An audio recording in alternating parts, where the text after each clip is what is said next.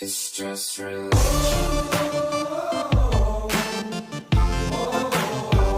It's just religion. Have you seen that the government is planning another vote on euthanasia? What terrible times we live in. Yes, I agree. What if it remains illegal? Who knows how long it'll be until the next vote and we can finally get it pushed through. Wait, what? You're in favour of euthanasia? I thought you'd be against it. And I thought you'd be for it. Euthanasia would enable people to end their lives humanely and die with dignity. I get a say over all the other aspects of my life. It only makes sense to extend the same courtesy to my death. How can someone make a clear decision about something as different as life and death if they're in great pain or incredibly aged?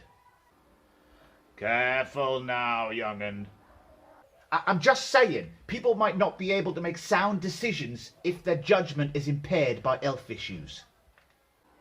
Be that as it may, it's not really anybody else's business what I do with my body, and that includes if I want to stop occupying it by dying. It's not for the state to prevent me from dying, and I want a doctor to help me do it painlessly if I've decided I won't recover. But you raise a good point.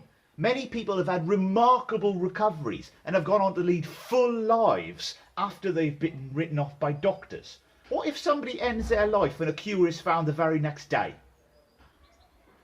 We all owe God a death. And if my pet cat Popkins, where is Popkins? Popkins is gone. But if he was suffering, most vets and most people would say that it would be least cruel to have him put to sleep. But if I was suffering, I can't have that same treatment. Why do we treat Popkins and other cats better than we treat humans? Because if we start offering euthanasia to people who are old or sick, no offence, these people might start feeling pressurised into choosing death by uncaring relatives, especially if they might get a lot of money in that will. And we can't have that. But you'd never do that now, would you? Besides, there'd be rules and balances put in place to prevent things like that. Keeping people alive on machines for years and years costs a lot of money, which could be better spent on research for medicines and treatments for people who are healthy enough to benefit from them. This is why many doctors choose that job. Well, I certainly wouldn't want no doctor saying to me, well, Mr. Peterson, we could give you some medicine or do an operation or we could just kill you.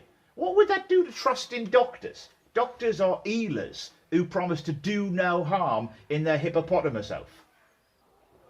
You mean Hippocratic Oath? Yeah, that one.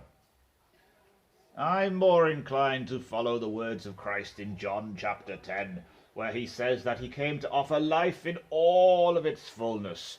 Living a life of pain doesn't sound like life in all its fullness. Going to heaven sounds a bit more like it. But in the Gospel of Matthew chapter 9, it says Jesus went around healing people of all kinds of disease and sicknesses. He doesn't advocate ending people's lives because they're sick. Quite the opposite. Well, I'm still not convinced. I think I'll go and play Xbox and watch TikTok for a while and think it over. Well, I'm going to sit quietly and do the crossword and have a nice cup of tea. Honestly, the youth of today are out of control.